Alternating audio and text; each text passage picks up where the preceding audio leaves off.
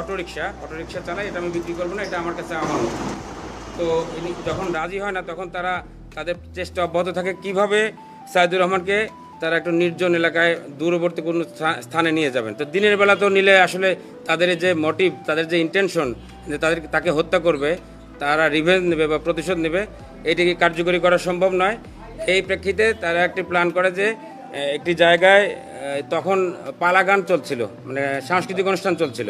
হ্যাঁ, ধামরাইতে একটু দূরবর্তী স্থানে তারা যেখানে বসবাস করতো, একটু দূরবর্তী স্থানে রাতের বেলা পালাগান বা যাত্রা এই টাইপের একটা অনুষ্ঠান চলছিল। তাকে বারবার প্রভোগ করার চেষ্টা করে যে চলো আমরা সবাই মিলে ওই অনুষ্ঠানটি দেখব। তো দীর্ঘদিন বলার পরে একটি সময় ভিকটিম সাইদুর রহমান রাজি হলে ওনারা সাইদুর রহমান সঙ্গে সঙ্গে আর যে তিনজন বন্ধু একই বাড়িতে বসবাস করতেন, মানে কারো বাড়ি কিন্তু যে খুব কাছাকাছি তা না, তিনজনের বাড়ি হচ্ছে আপনার মানিকগঞ্জের সিংগাইরে, আর একজনের বাড়ি সিরাজগঞ্জের সাজাদপুর থানার একটি চরাঞ্চলে। তো যিনি মূল কালপ্রিট, যিনি মানে ঘটনার সঙ্গে আমরা যার মানে প্রাইম সাসপেক্ট এবং প্রাইম অ্যাকিউজড যিনি আলমগীরের বাড়ি হচ্ছে সিরাজগঞ্জ জেলার সাজাদপুরে। তো ওনাদের প্ল্যান মাফিক ওনাকে নিয়ে, অর্থাৎ ভিকটিম সাইদুর রহমানকে নিয়ে ওই যাত্রাপালা বা ওই যে গান বা সাংস্কৃতিক অনুষ্ঠান দেখতে যান। দেখার পরে যখন রাত হয়, গভীর রাতে ফেরার পথে ওনারা ওই ধামরাই থানার একটি নির্জন এলাকায় একটি গ্রামে ধান ক্ষেতের পাশ দিয়ে যখন ফেরার পথে তারা তাদের প্ল্যান এক্সিকিউট করার চেষ্টা করেন। প্রথমে তিনজন মিলে গামছা দিয়ে তার মুখ বাঁধে, পরবর্তীতে তাদের হাতে রশি ছিল এবং তাদের প্রিপারেশন ছিল, দুইজনের কাছে দুটি চাকুও ছিল।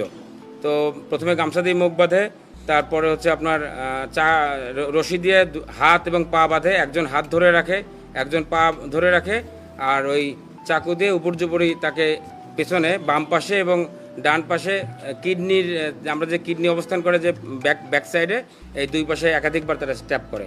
প্রথমে একবার স্ট্যাপ করবার পরে উনি ওই হাত বাঁধা অবস্থায় উঠে যাওয়ার চেষ্টা করে, কিন্তু সবাই মিলে আবার তাকে জাপটে ধরে আবার second time, third time, fourth time একাধিকবার স্ট্যাপ করে তার মৃত্যু নিশ্চিত করে। এই ঘটনাটি ঘটে হচ্ছে 27 তারিখ দিবাগত রাত, 27/11/2023, অর্থাৎ 27শে নভেম্বর 2023-এর দিবাগত রাতে এই ঘটনাটি ঘটে।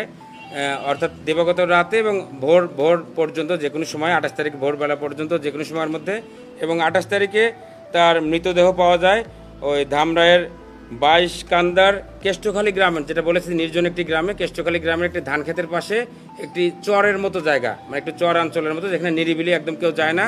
মূলত তাদের এই কাজটি করেছে একটি চরে নির্জন এলাকাতে। তো যখন ওই 28 তারিখে তার মৃত